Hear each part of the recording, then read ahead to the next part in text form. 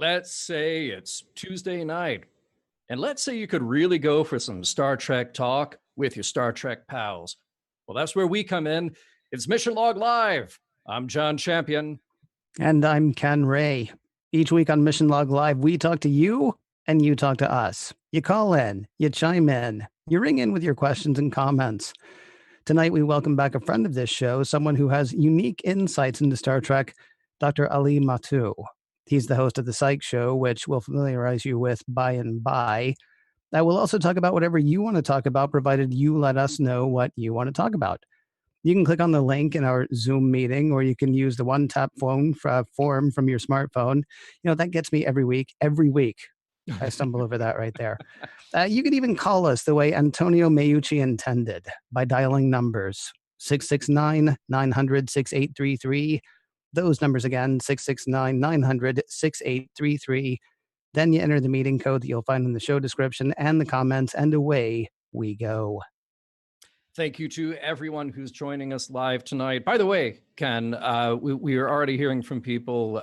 Donna, John McQuillan says, shall we make some green memories? Whoa, is he coming on to us this early in the show? It's a little forward. Kim says hi. Lisa says hi. Paul says, my favorite night of the week with my Mission Log fam. Hi, Ken and John. Hi, back to you, Paul. Meredith says, can she be named number one fan? And I think we'll explain why a little bit later. Yeah. Mm-hmm. Yeah, she's definitely in the running at this point, I will say. Oh, yeah. Oh, and there she is, Tracy Lee Coco, saying, well, hello, boys. Back to you. A pleasure, as always. So if you are catching the show right after the live broadcast, well, we welcome you as well. Remember, you will find us here each week and the previous episodes at facebook.com/missionlogpod or at youtube.com/roddenberryprod. If you're more of an audio only kind of person, well, we've got you covered there too. The audio from this show goes out in its very own podcast feed. You can find that on iTunes and wherever fine podcasts are downloaded. Just search for Mission Log Live. Hey, speaking of fine podcasts, head over to podcast.roddenberry.com, where you will find links to all of our shows. You got your Mission Log Live, you got Mission Log, you have the Trek Files, Women at Warp, Priority One, and we'll just trail it off right there. And as long as you are here with us right now, like and share, because sharing is caring. Yeah, actually like and share if you're catching it one of those places later as well. I don't think we've ever asked people to leave reviews in iTunes, but, you know, as long as we're begging, we could certainly ask you to do that as well. One thing to point out, by the way, for people who are listening on the audio feed later, we often talk about the fact that we're on Facebook Live. Somebody did actually mention last week that we're on live on YouTube as well. You don't just catch it there later. So if you are somebody who, and I know a number of people who have over the years, have decided that Facebook is not for you and that you just don't want to bother with them, but you do still want to catch the show live, youtube.com/roddenberryprod. We'll make that happen when it happens. Yeah. Now that said, all the comments, all that action is here on Facebook. So, yeah, that's true. Yeah, that's because we can only watch. Yeah. We can only watch so many things. Like I'm watching John, making sure he's not stealing stuff. I'm also reading our notes. Occasionally, I look at the video. Very occasionally, I look at the video. I assume that if I go off camera, somebody's going to let me know. So that's in other people's hands. Brendan does a wonderful job making sure that we stay in focus. Hey, speaking of places where you can see us, places that we do stuff, places that things happen. Have you heard of this virtual reality, John? This is exciting, Ken. I might have heard of it. It's kind of like a holodeck. But kind of, yeah. I would say the holodeck is kind of like virtual reality, actually, since virtual reality did predate the holodeck. Wait a minute. No, I heard of the holodeck before I heard of virtual reality. So fine, we can say it whichever way you want to. All right. Yes. So yeah, I've heard of the VR. Yeah. Okay. So we've got a thing that we're doing. We've actually been teasing this for quite a while because I think when we started Mission Log Live in September of last year, that we thought we were going to start the VR thing in September of last year, and for various reasons, it has not gone quite as quickly as we had thought it would. But there's a VR platform with which we're working. They're called Sansar. If you want to know a little bit about their bona fides, their parent company is Linden Labs, which of course is the parent company of Second Life as well. So they've done this, like, big world, lots of people bumbling around, talking to each other thing before. Except Second Life was just, on a flat screen, and Sansar is actually a VR thing. You can do it just on a computer, but you can also do it if you got the headset and all that. Uh, we've got the headsets and all that. So we're actually going to be doing a hangout in late May. That'll be the first one, probably the first of maybe a few, maybe many. We'll see how the first few go. So circle the calendar, the 22nd of May. That is a Tuesday night. We're going to do this show. And then, because we just can't get enough of this show, we're going to do this show in Sansar later as well. And we'll have more information about that next week as well. Yeah, just suffice to say, we have some very exciting stuff planned. We have a very cool environment for you to hang out in. So if you're one of those people and you're within the sound of our voices and you've got the VR goggles, we hope to blow your mind at the end of May. And if you don't have the VR goggles, you can still experience it in 2 dimensions.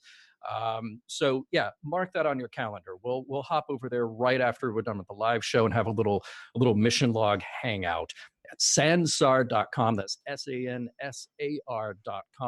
You can find out all the specs and requirements there. And we hope to see you after our live show, again, May 22nd. So spread the word.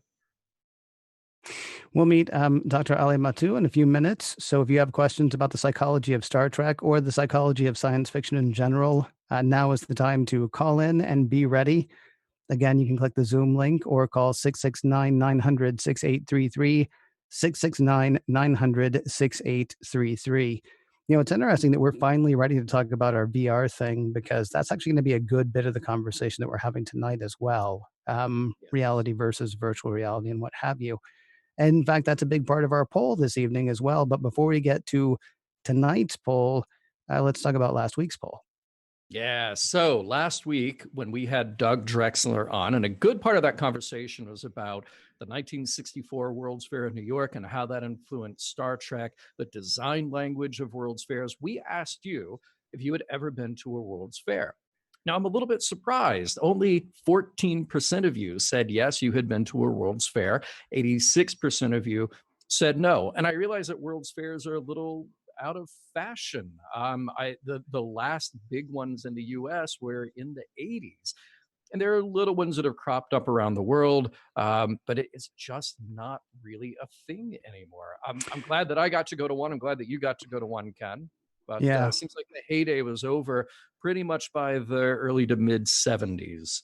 The last one I remember hearing about was in Vancouver, obviously not in the US, but Vancouver is the last one that I remember hearing about. Had at the time, the largest collection of holograms anywhere, back when holograms were still, neat and new. Not that they're not still neat, but I mean, they were practically unheard of. Well, not practically unheard of because we knew what they were. But anyway, I remember that being an exciting one. I want to say that was late 80s, early 90s. And that's the last one I remember actually hearing happen. So we can talk about World's Fairs all show long. Huh?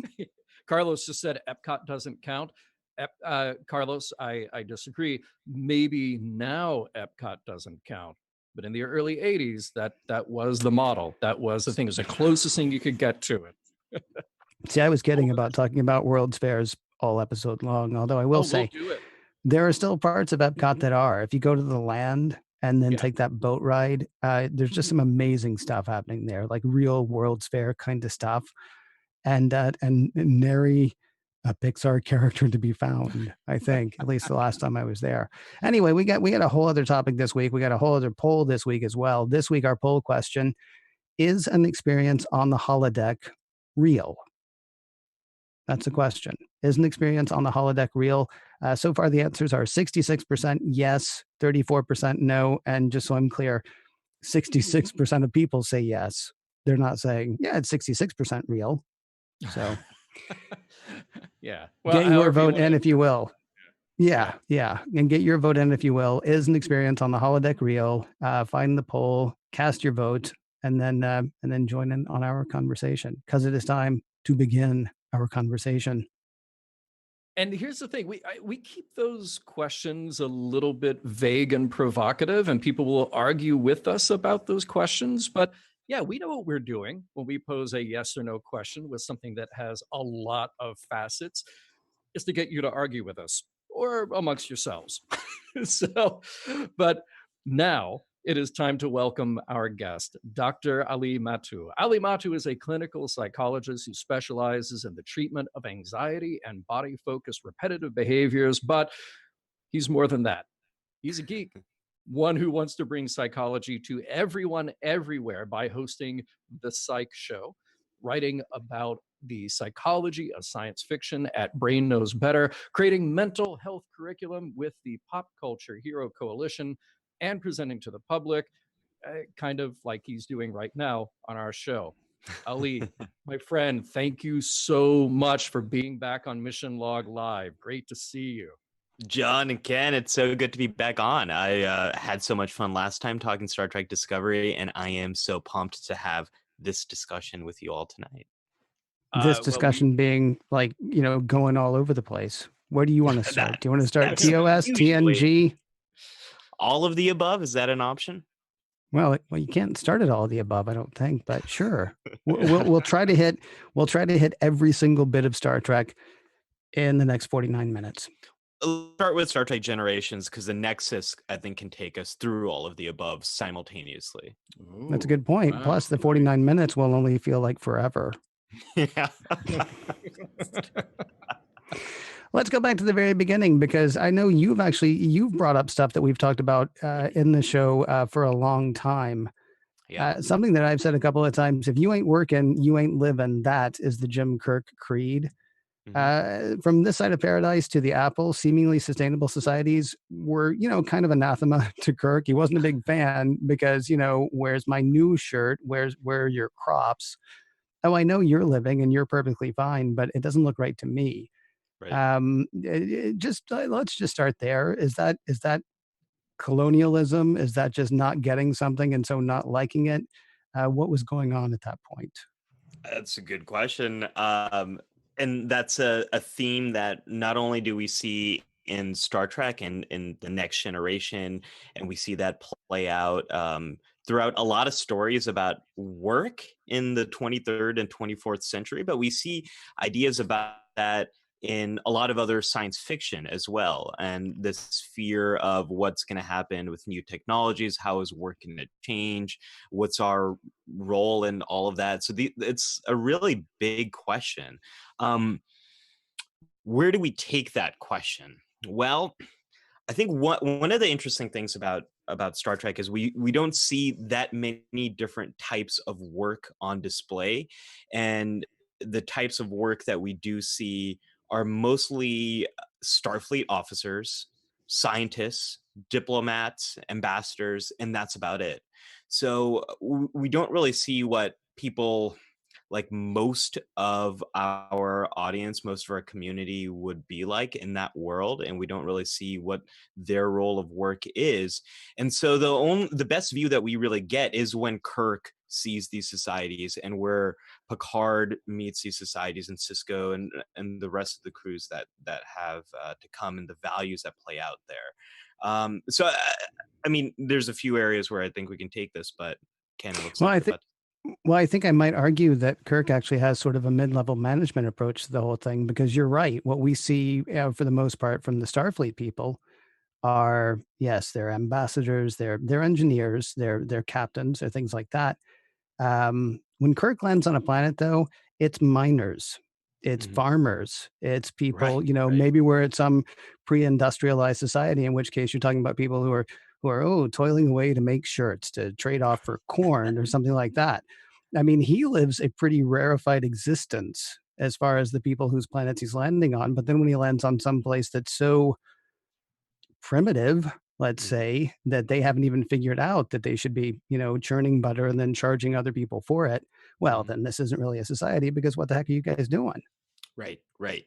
And that is problematic for a few different things. So,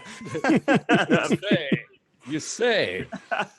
So we could get into the colonialism, and we can get into ideas about primitive versus advanced. But one of the things I want to talk to you all about here is what do most people need to be happy? What do most people need to have fulfilling lives? And the way Kirk is seeing the value of those people and of those species and of those cultures, we can sum it up with three basic things: an opportunity to enjoy pleasant experiences. So, enjoying good food, enjoying entertainment, humor, stuff like that. But the problem with that is we get used to those kind of things. You buy a brand new TV, it's pretty cool for a while, you get used to it. Same thing with the new phone you kind of get used to that kind of stuff. The second thing is engagement, feeling really absorbed in the work that you're doing, where time flies by and you don't even realize how much time has gone by until it's over. And so maybe these farmers are experiencing that in the work that they're doing. But the third thing is the most important thing, and that is gaining a sense of meaning or purpose in the work that you're doing. And here's where I have a problem with Kirk's philosophy. It's not just what are you doing or what are you creating, but what's the meaning and what's the purpose that you're gaining from the work that you're doing. Not all of us need to get that from our work. And in fact, a lot of us don't. A lot of us might hate our day jobs, but we get a sense of meaning and purpose maybe through our family, or maybe through our community, or any other kind of organization we might be connected with. Maybe some of us get it from Star Trek. So the problem here is a dismissal of a lot of those things that we know are really related to happiness. And Kirk's just not seeing that there when he's interacting with some of these species. It's a bit of the Riker thing. What did Riker say? I am my work. Did he? Yeah. Remind me, John. Did he say that to Yeah. Minuet, or did he say that to someone else? I think, oh no, he did say that to Minuet. Funny you should Yeah. mention Minuet, because I think that'll be part of our discussion tonight about life in the virtual world. But yeah, he dropped that little bit of philosophy on a virtual woman. So, you know, On a virtual woman with whom he was in love, or maybe he wasn't. We can also talk about that. I Yeah. guess the question that I have then along a similar line, because you're saying Kirk basically lands with his ideas of how things ought to be. Right. And it's rare that Kirk looks around and goes, okay, well, that's what I thought it should be for me, but these people seem to have something else going on. Right. Along a similar line, I wonder, let's hit an easy topic. What is reality? Oh, it's such an easy topic, Ken. Yeah, I know. Well, no, here's the kind of question, especially where we're talking about the VR stuff and the holodeck and things like that. Yeah. If you climb a mountain on a holodeck, have you climbed a mountain? If Yeah. you fall in love on the Shorely planet, have you fallen in love? I mean, I feel like I climbed a mountain, and certainly Riker. I mean, we know that Riker was in love with Minuet because when somebody read his mind 4 years later, that was the love of his life. That's Yeah. who they pulled out of his head as, oh, yes, okay, so this is who he loves. We know this because we looked in his head and we've seen it. Yeah. And yet, then you come out of the holosuite and you go back to Ops and DS9, or you go wherever. I mean, what's the reality of the virtual reality? And then, like, where do those two things, do they intertwine, or is one, the other's the other, and nary the twain shall meet? I feel so much more comfortable with the 10 questions you just asked than that one question you started with. I don't know why. You have at least until the ad break to wrap it all up. So Right.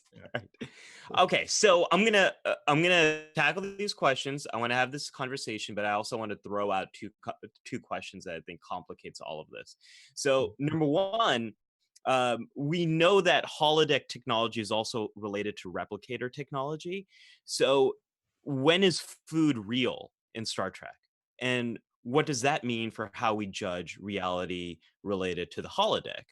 Is the food that's coming out of a holodeck, or not coming out of a holodeck, coming out of a replicator, is that real?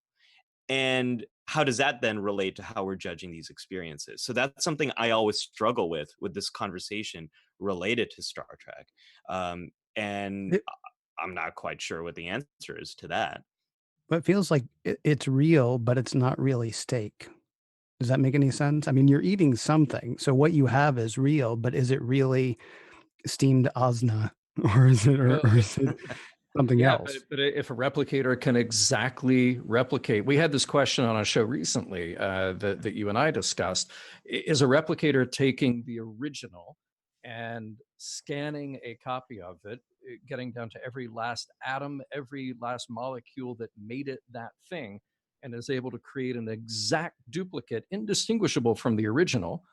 Or is it creating something new based on the idea of that original? So if I had my original steak that I scanned 10, 20, 30 years ago, and the replicator is able to crank out an exact duplicate of that every time, well, good. I hope I enjoyed that steak 10, 20, 30 years ago.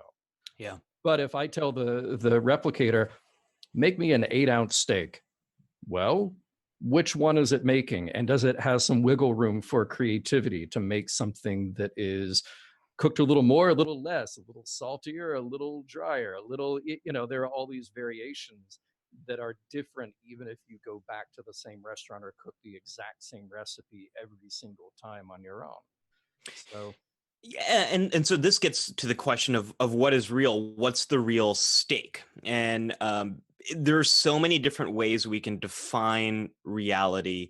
One of the ways that we're looking at that question uh, is in relation to virtual reality is the whole idea of presence. So, how present do you feel in the virtual world? And there's a lot of different variables that have been found to be related to that. One is how many sensory inputs are coming in, and sometimes you don't need all the senses to make you feel present in that environment. Sometimes you might just need visual, auditory, maybe a little smell or olfactory sense. That kind of stuff might be enough to bring you in. But is it about presence? Is it about how much of that steak feels real? Is it the smell, the texture of the steak? Or are we looking at exact copy of the experience? The molecules inside are the same. The taste of it is exactly the same. Or does that matter? If the ingredients are different but the taste is the same, is that real? So getting to the holodeck question, there's a lot of ways we can tackle it. Is reality what feels real to us? Like you said about climbing a mountain, if it appears to be similar, or is it um, does it need to feel real on our bodies? If we walk all those steps, does it need to wear our muscles out the exact same way it would in quote unquote what is real? What we're finding in a lot of the research is you don't need to replicate enough of the experience for it to feel real. When you're watching a film in a movie theater, you're not watching the actual thing. You're watching these slides basically being presented, and your brain is filling in the gaps there. It feels like real motion. Is that real? Is that not real? um these are really complicated questions, and it comes down to what we're looking for and what we want to get out of that experience, and what is reality in relation to that. Our guest tonight is Dr. Ali Mattu. If you have a question, maybe try to blow all of our minds the way we're blowing each other's minds right now. That'd be great. You can click on the Zoom link, you can click the link, excuse me, to join our Zoom meeting, or you can use the one tap from your smartphone. You can also pick up your phone and dial 669-900-6833, 669-900-6833, and extra points to you if your phone actually has a dial. So some comments that are coming in right now. First of all, John asks, "Are you real after you finish being transported?" Man, we have had that conversation one or two times on Mission Log. That is a really tough one to answer. Jason asks, "What if the original steak was overcooked?" Throw out that file. That is the answer to that question. And Rick says, "Is a marathon you run on a treadmill as real as a marathon you run on the open road?" Well, Mhm. I was going to say, like, when you're talking about climbing a mountain or something like that, you're removing the sort of unpredictability of nature. And then I remembered how completely unpredictable the holodeck is. So actually, you've got just as much. It's just as much a game of chance there. But I mean, that actually is. It's an interesting question, and I don't know that you answered it, but I don't know that you can. Well, the overcooked steak is a really good example of variability. So when you go to a restaurant or when you are making food at home, there is some variability that comes into play. There's a steak you make one night is going to be a little bit different from a steak you make another night, which is similar to going to a holodeck for a visit to Ryza versus the actual Ryza. The experience is going to be a little bit different. I think one of the reasons why a lot of the characters, assuming this is all real, which of course it's not, it's just a show, but one of the reasons why all the characters, many of the characters probably like to turn off the safeties is it introduces another layer of variability, which probably makes it feel a little bit more real. Like things could happen. I could get injured. There is more risk, more uncertainty involved than there is if there are the safeties on. Um, I think that's a little bit similar to actually cooking a steak. You might overcook it. You don't know what's going to happen. And so introducing a little bit of variability probably is required to make holodeck food feel more real, as well as a holodeck to feel more real. Well, and it seems like that's the kind of variability when you're talking about an imaginary supercomputer that is scaled and scaled and scaled way beyond what we would have today. You, yeah, you mentioned turning off those safety protocols. You look at an episode like Mhm. Elementary, Dear My Dear Data. Um, the whole idea there is that the computer is learning and changing the conditions of the game over time. And certainly you and I could walk into a holodeck and run the same experience, but our personal experience of that would be very different because that Yeah. is a computer that can respond and change the conditions of that game second by second as it's happening to match what we want or to surprise us with maybe what we don't know we want. Yeah, it's really important to stress here how little it actually takes right now to make us feel like we're there. So one of the treatments we do in anxiety is something called imaginal exposure. So for a lot of situations that are hard for us to replicate, for example, airplane flying. So if you have a fear of flying, sometimes we can replicate that with VR. But if you don't have access to that equipment, we do things like create an imaginal script, and I will record that script of the situation that you fear, have you listen to that with your eyes closed. And for most people it's enough to get your heart pumping, your sweat going, your anxiety kicks in, and all that is a script that you're listening to with your eyes closed. For a lot of people that's enough to kick enough of the senses into gear to make you feel like you're there. Now you're factoring in 24th century technology, which is so far more advanced. It's hard to imagine this stuff not feeling real. It's hard to imagine not being able to fall in love with a hologram. I would imagine you would have more people experiencing the stuff that Barkley does in the 24th century, and that's actually, it's so funny that you so rarely see people with holodeck addiction. I think I would be in the holodeck all the time. Yeah, you may. Yes, I think you're right. Yeah, I think we all would. Absolutely. Um, who was it? Alice says, wait, so can I claim I read a book if I only heard the audio book? Hmm. Nuance of semantics is so arbitrary. And Carlos says, what is a book? So, yeah. Book and book. What is What is book? book? Yeah, I know. So here's the question that I sort of find myself wondering about, and I feel kind of bad about this because I do have a certain amount of, I guess, snobbishness around it, and I don't Mm. want to. But if somebody comes to me and says that they've been someplace like here in the States, yeah, Epcot, Vegas, whatever, and they say, oh, it's just like being in this other country. Mm, Okay. The only other country I've ever been to, well, there are two, Canada and France. Those are the only two other countries I've ever been to. So I cannot tell you that whatever pub, in whatever city in the US was just like being at a British pub. I mhm, can't say that, but I won't say that either. And there's a little something in me that's like, it's not really. But if mm. that person comes out feeling like that actually really did happen, is it only our sense of snobbishness that makes me want to argue about whether somebody's idea of reality is real or not? I imagine you both have heard of recent. I think this study has been done a few times, and it's a really simple thing. You take all these very well educated, very experienced wine tasters, and you change the labels on the bottles, and you also blindfold them so they're not experiencing the other sensory input of the wine. And 99% of the time, it completely throws off their judgment of the wine.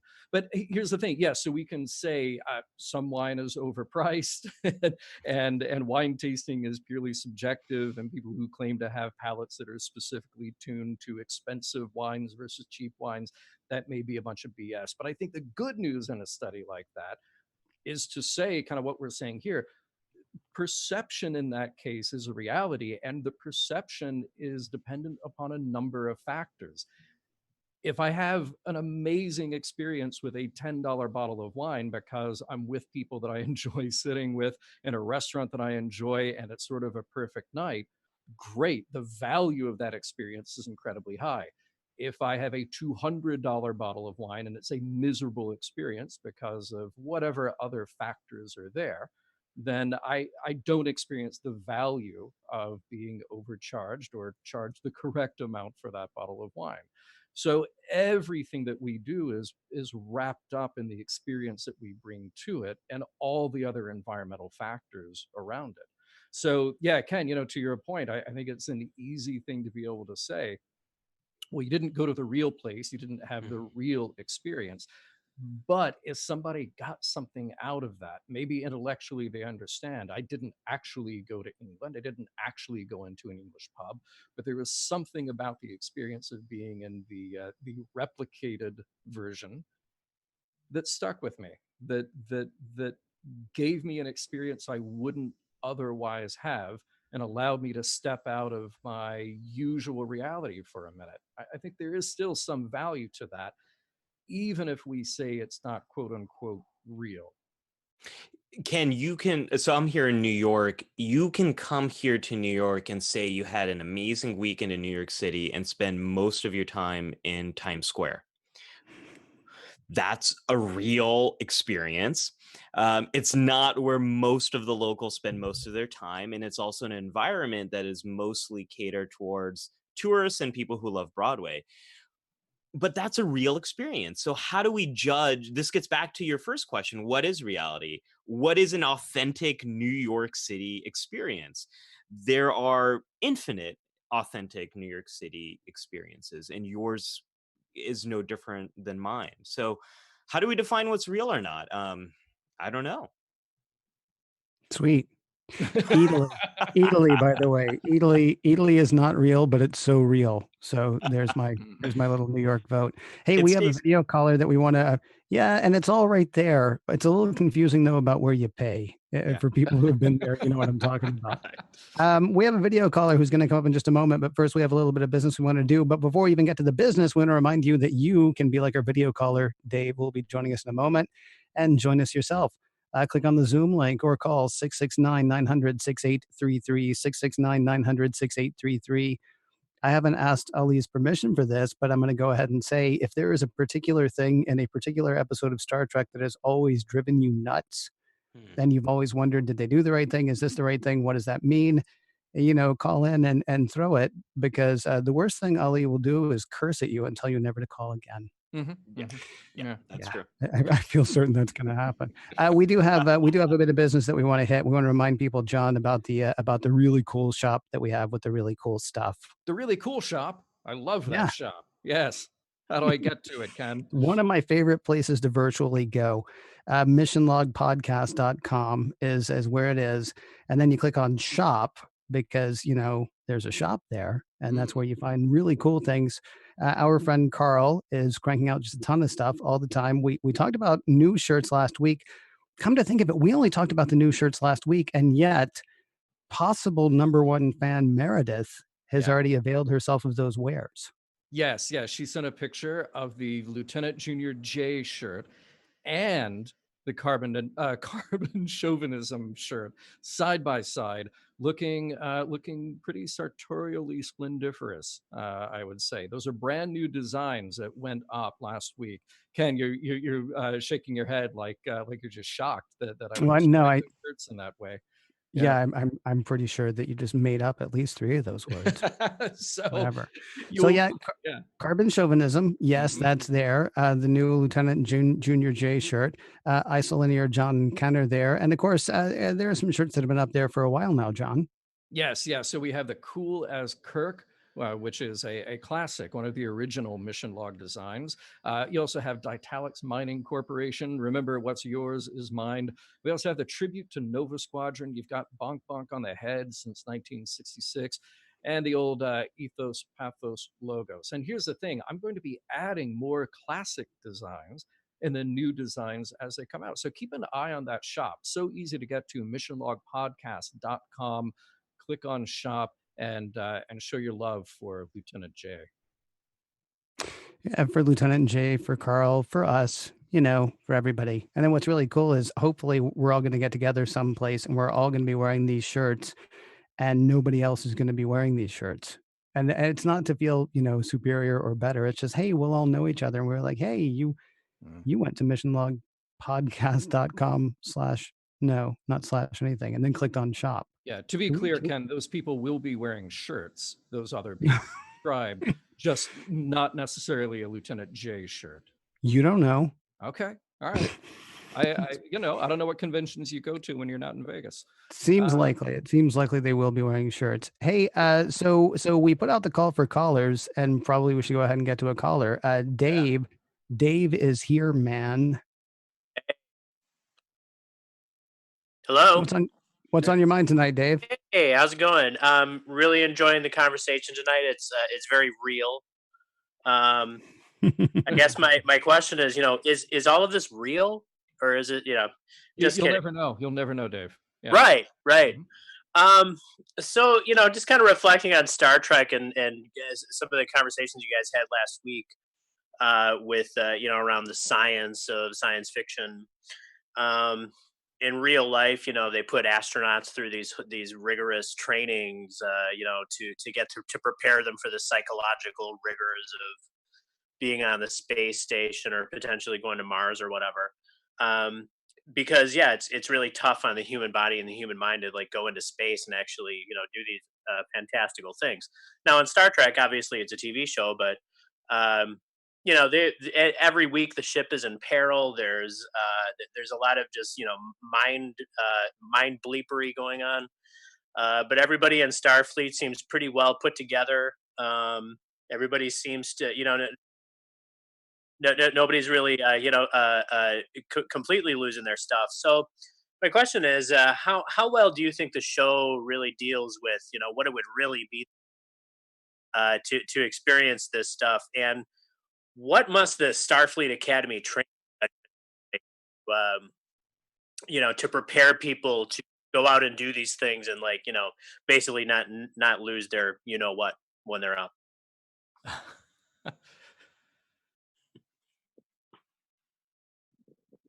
Oh, I think Ali might be muted. Oh, there you are. Hey, I'm back. There you are. Dave, I love that question. And one of the things that NASA spends and the other international space agencies spend a lot of time doing is 2 things. One is the teamwork, making sure that crews that are going out together, they work well together, they can communicate with each other, they understand each other.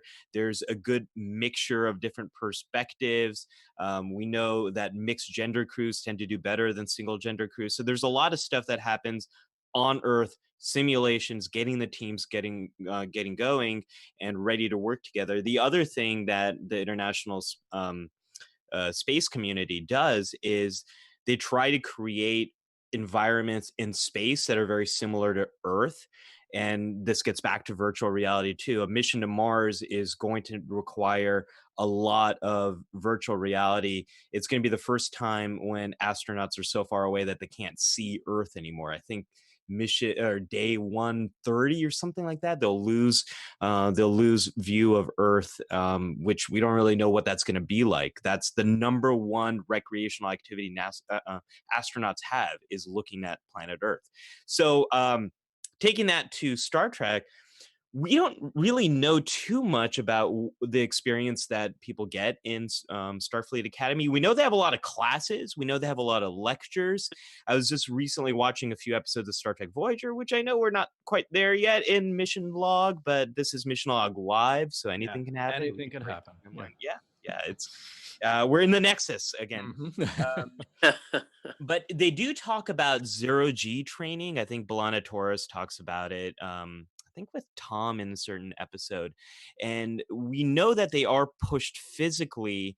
We don't really see that happening too much. There aren't really many episodes about it. I have to assume that they Starfleet puts in a lot of effort into that. If we have the Kobayashi Maru, which is such a psychological test, and Wesley Crusher, we saw the test that he went through.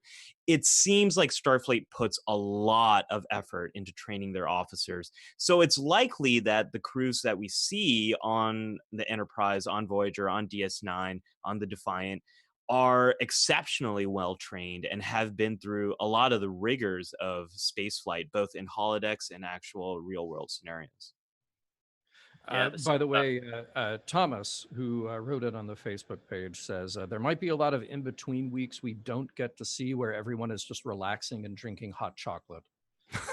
So he's probably, I think you're onto something, Thomas, definitely. Yeah. And then Chris brings up a good point. Why does the crew of the Enterprise D keep pictures of starscapes in their cabins? Couldn't they just look out a window? Chris, so true. So very true. That might actually be there for the people at who are building the starships, though, because they never get to see the stars, right? They're just kind of welding. Well, that's a little selfish. I'm just going to say that's a little selfish right away. That's fine. You can be the psychologist for the people who build the next Enterprise. Yeah, hey, Dave, thank you very much. Thank you very much for calling in, and call back again sometime, okay? Absolutely. Thanks a lot, guys. So there's a question that we've been kicking around, Ali, for the past few weeks. I'm kind of curious about something we started with most recently in the Deep Space Nine episode, Captive Pursuit, is wondering about our creations and how we treat them and what that says about us. I'm curious, when we begin to talk about the idea of a manufactured intelligence or an artificial intelligence or whatever, or robots that aren't even necessarily, thought to be intelligent, but that are certainly much more human than anything we've had before. Yeah. I mean, do we even need to worry about whether or not they're alive first, or do we need to make sure that do we need to worry about how we're treating these things, whether they're alive or not? I think it's important to just think about this step or two before that, which is, what are the values that we are placing into the artificial intelligence or to the creation? So this is a huge issue that's happening right now with social media, with Facebook, the Facebook algorithm, with Twitter, with YouTube, and a lot of how these algorithms work is based upon the values that we have intentionally or unconsciously programmed into the algorithm. So you take Facebook, for example. Facebook has historically valued how much time you're spending within Facebook. And so what has been discovered by the algorithm is really intense, controversial, emotional content gets people plugged in YouTube or plugged in Facebook longer. So really controversial political stories get people fired up, whatever side of the story you're on, and they have people engage in outrage and all of that sort of stuff. So whether we like it or not, we've programmed that value into this AI, and it's now affecting millions of people, and it's affecting the days of millions of people and our experience there. So your question is, it takes a step further, and is, when do we need to worry if this becomes alive? Here's the tricky part to that is, this is probably going to happen. Maybe it'll happen in our lifetime. If not, it's going to happen at some point. It's going to be very hard to tell if an artificial intelligence is completely self-aware, or if it's very good at mimicking self-awareness, or number three, if our measures for self-awareness are poor measures for AI self-awareness. So I'll say one more thing, and then we can talk about this.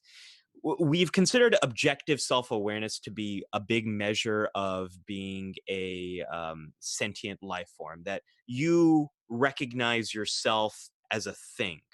And so humans, when we get old enough, when we're a couple of years of age, we look in a mirror and we recognize that that's us. And for decades and decades, we've thought that no other species can really do that, or very few species can do that. We just recently discovered that dogs have this ability, but it's not through vision, it's through smell, that they can recognize they can recognize themselves through their smells. So how are we going to do this with AI? Maybe the measures that we have are just not going to be sufficient enough for measuring self-awareness, or the AI is going to be so good at mimicking it, it'll appear to be self-aware, but it might not actually be. Not to be horrible, though. I mean, how do we, what's the difference between self-awareness and just responding to input? I mean, I look in the mirror, I see me, but I mean, did that happen inherently, or did I learn that from someone else? Am I learning from other people's response to that's me? And so then if you have an AI that's like, yeah, I think, therefore I am, it's like, well, he said the words, so I guess maybe. I mean, is that, I don't know.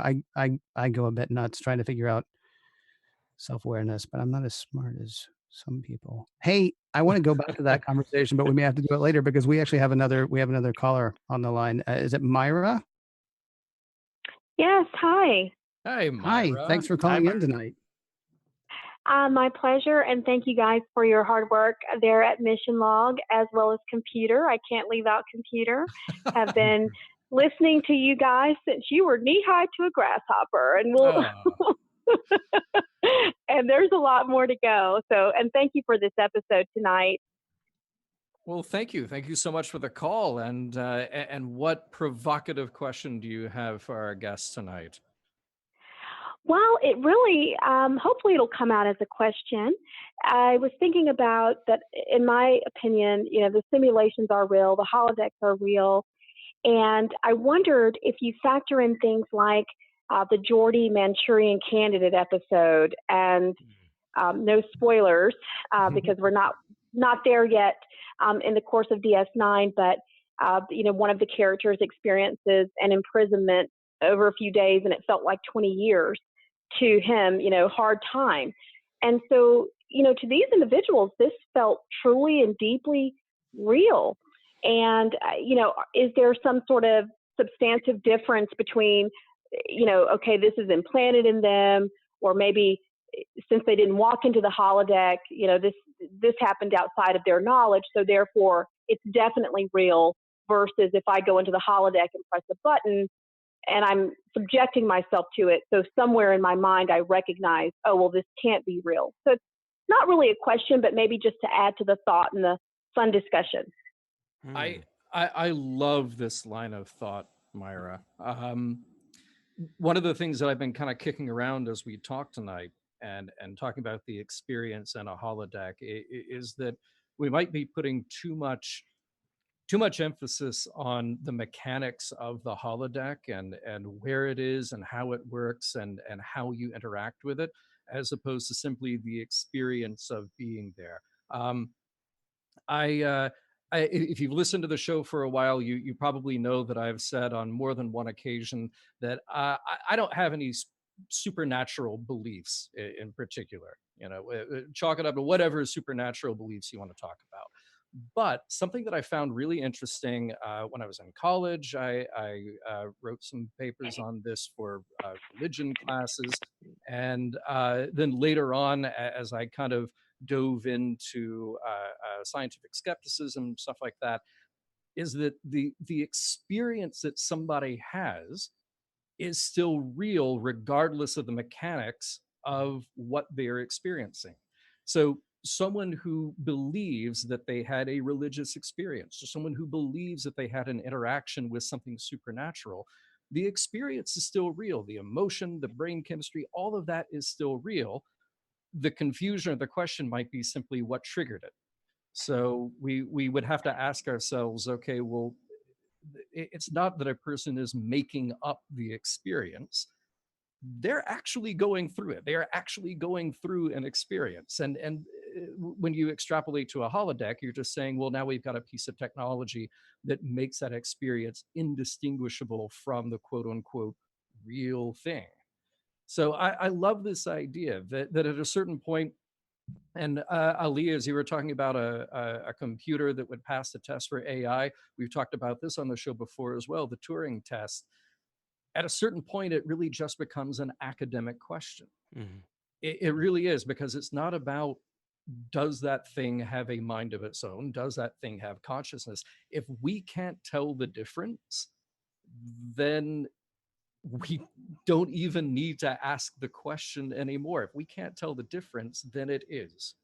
We from that point on, we will interact with that thing as if it did, or if it does.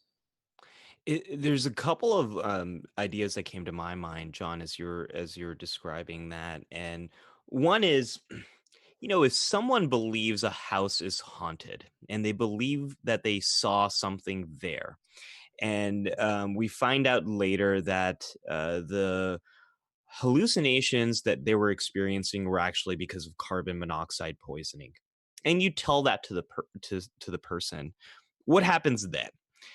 Does that experience, the vision that they saw or the experience that they had, is that any less real? Or maybe if you use a recreational drug and you have a hallucination and delusion, is that experience any less real? And at what point do we define what is reality? And then, as you were saying, John, at what point does it matter? The other idea I had was a little bit less fun and a little bit more dark, and that gets to uh, things like waterboarding. So we can simulate the experience of being drowned very easily. And once we take off your visual sense, once we have a blindfold, your mind will fill in the gaps of that experience. And you can very easily make someone feel as if they're drowning. What is that experience real? And again, does it matter if it makes you feel the thing that you think you're feeling? Yeah, indeed. Myra, do you have any other thoughts or questions tonight? Myra's gone. Oh, Myra's gone. I mean, she's Oh, not gone. She's just not no, connected anymore. Myra. I'm Okay. sure wherever she is, she's fine. I don't Was mean to sound. Myra ever really there? That's a good question. Well, Yeah. we're all talking about her, so I think she must have been. Hey, a Yeah. really quick reminder: are we going to do the lightning round, or do you want to stay deep tonight, dude? Well, I think we should definitely lighten things up with the All right, all right. We'll do the lightning round in a moment. Hopefully, Ali knows what that is, and if he doesn't, we'll let him know. Want to remind you really quickly, though, coming up in about 40, no, that's not right, 35 minutes, the good people at Priority One are going to start doing their show because, yeah, we do our show. And then this other show from the Roddenberry Podcast Network does their show as well. Each Tuesday at 11:30 Eastern, 8:30 Pacific, Elijah, Kenna, and Tony bring you news from all over the Star Trek multiverse. They do it live. They do it live, just like we do here. Like I say, they kick off a few minutes after our show every Tuesday night. So, yeah, leave your computer running, go grab a snack, do whatever you need to do, and then settle in for Priority One, a Roddenberry Star Trek podcast streaming live as it happens, facebook.com/Priority One podcast. And as always, if you miss it live, go to iTunes, go to PriorityOnePodcast.com, find their show because they do they do a great show, very different than ours, which is one of the reasons that we love having them on the network. We cover one thing, they cover another thing. Women at Warp and the Trek Files. We're each coming at Star Trek from different angles, but we feel like each one of those shows is something that everybody might like. So start with priority one. I'll actually start with mission log and mission log live, and then priority one, and then pick and choose as you like. Ali, are you familiar with the mission log live lightning round? I don't think so. You Okay. all didn't do this when we had the Discovery episode. No, and funny thing, we keep accidentally forgetting to tell guests that we're going to do it. But if you've spent any time, around Western media, you know what the lightning round is. We throw a bunch of questions at you. You throw back answers ASAP. Right. All right. Favorite Star Trek series? Star Trek Deep Space Nine. Okay. You can't stay human and you can't be Vulcan. What Star Trek race or species would you be? Andorian. I like the blue skin. Okay. Okay, fair enough. Yeah. Favorite Star Trek bad guy? Oh, Chancer, what's his name? Star Trek 6, The Undiscovered Country, Eye Patch. He loves Shakespeare and its original Chang? Klingon. Oh, Chang. Chang. Yeah. The Chang, great yeah. Christopher Plummer. Yeah. Yeah, Christopher Plummer. Wonderful. Favorite Star Trek starship? Oh, why do you ask me such tough questions? Knocked through the 1701, others. 1701 refit from the motion picture. That is the correct answer. Very good. Yeah. Very good. Thank you. Have you seen the animated series? Yes, only because of you all.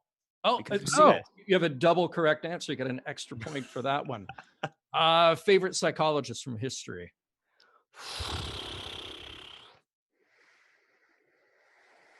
That's a really, really tough question.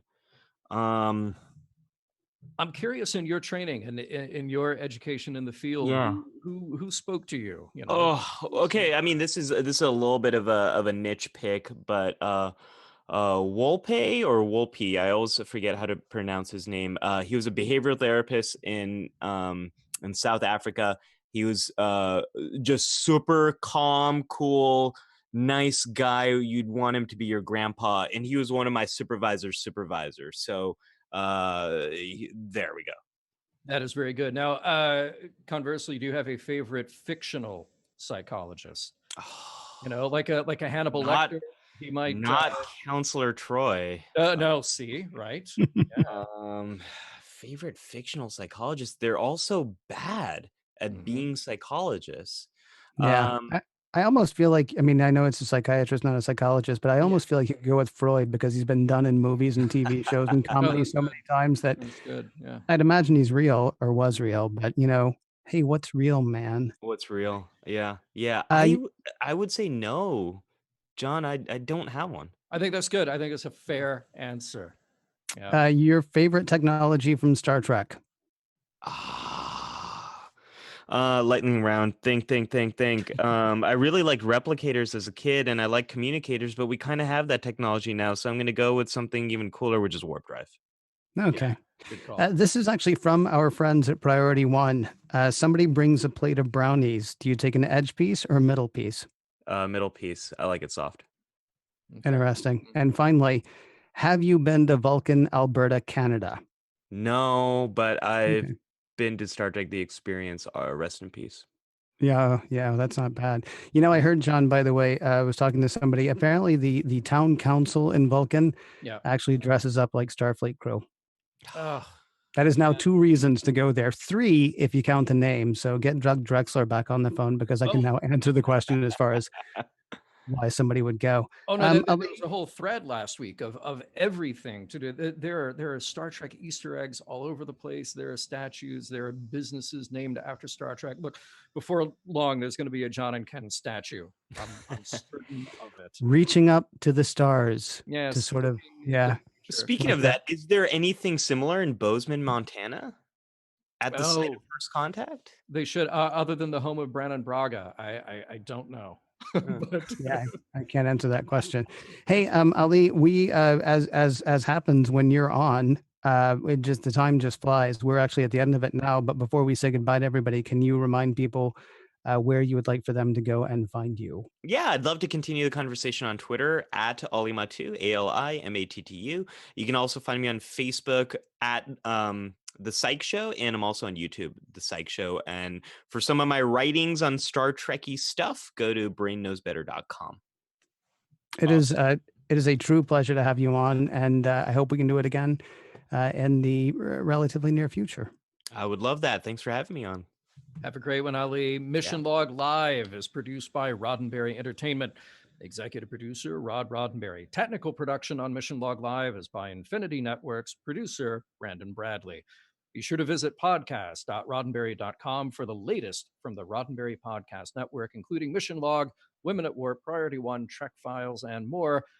Thank you to everyone who joined us live or later, and we will be back to talk to you next week, Tuesday at 7 p.m. Pacific, 10 p.m. Eastern, here on Facebook Live.